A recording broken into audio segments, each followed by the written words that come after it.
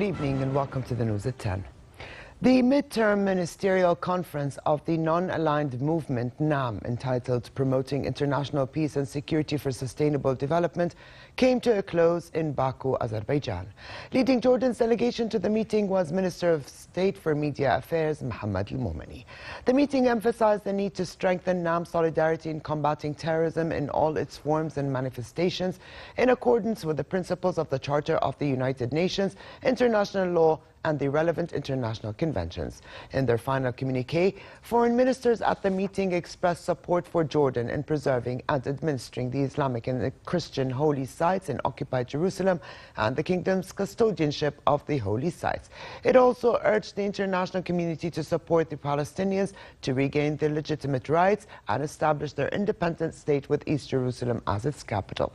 On the Syrian crisis, the ministers praised the great efforts made by host countries, especially Jordan, to shelter refugees.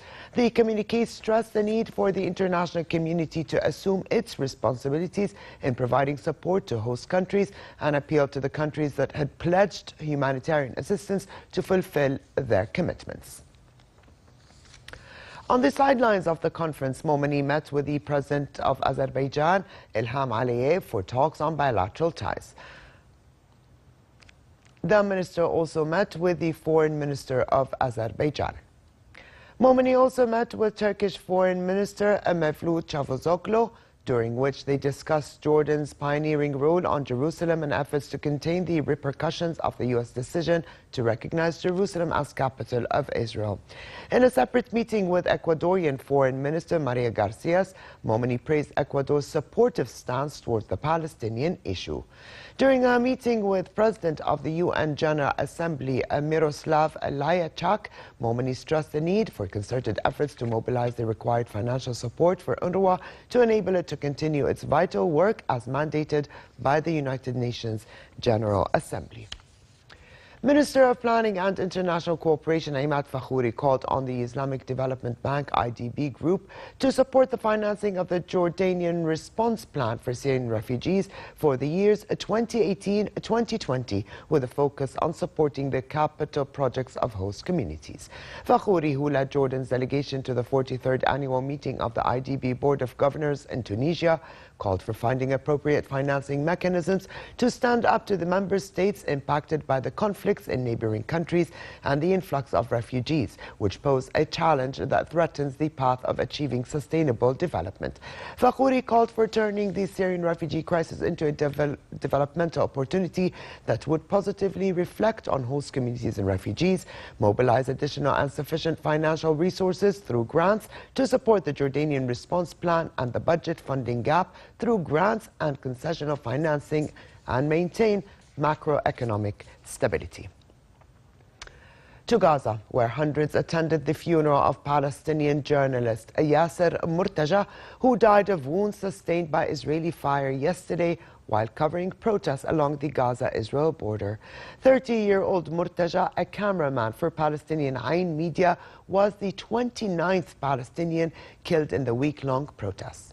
During yesterday's Great March of Return protests, the second mass border protest in a week, Israeli troops opened fire from across the border, killing at least 9 Palestinians and wounding 491 others.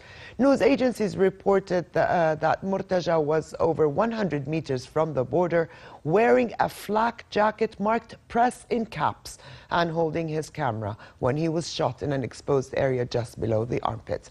Health officials said a live bullet had penetrated the side of his abdomen. But of course, Israel denied it deliberately targeted journalists and said it was investigating the incident. Fresh airstrikes pounded the rebel-held Syrian town of Duma after a night of heavy bombing on the opposition holdout outside Damascus. Duma is the last rebel-controlled town in eastern Ghouta. Backed by Russia, Syrian troops have recaptured 95% of Ghouta through a fierce air and ground assault, as well as negotiated withdrawals. But unlike other opposition groups that had controlled territory in eastern Ghouta, Jaish al-Islam has resisted any talk of leaving Duma for rebel-controlled areas in northern Syria. Thousands of Christian worshippers celebrated Easter's Holy Fire ceremony at the Church of the Holy Sepulchre in Jerusalem. The Holy Fire is considered a miracle, occurring every year on Holy Saturday, the day preceding Orthodox Easter Sunday. Every year at exactly 2 p.m. local time, a sunbeam is believed to shine through the window in the ceiling of the church and light a lamp placed in the tomb. Church lights are switched off and a silence of anticipation descends on the church. To sports, and if Barcelona win tonight's match against Leganes, it will be a record equaling 38th straight game without defeat. And if Barca avoids defeat under Ernesto Valverde, it would set a Liga milestone which former manager Johan Cruyff, Pep Guardiola and Luis Enrique were incapable of achieving. The runway leaders have not lost in the league since going down 2-0 at Malaga in April last year and can match Real Sociedad's 38-year-old unbeaten run against Leganes. Barca lead the Liga standings by 9 points over nearest challengers Atletico Madrid and are 13 ahead of third place Real with 7 games remaining. And finally, for a quick look at the weather, it continues to be relatively warm across the kingdom with temperatures above seasonal average. Amman tomorrow can expect a high of 25 degrees Celsius and a low of 12 degrees. Further south in the Gulf of Aqaba, hot conditions prevail with daytime temperatures at 31 degrees, dropping down to 18 at night. And with this, we come to the end of this edition of the news. I'm Alia Tuqan. Thank you for joining us. Have a good night, and I'll see you tomorrow.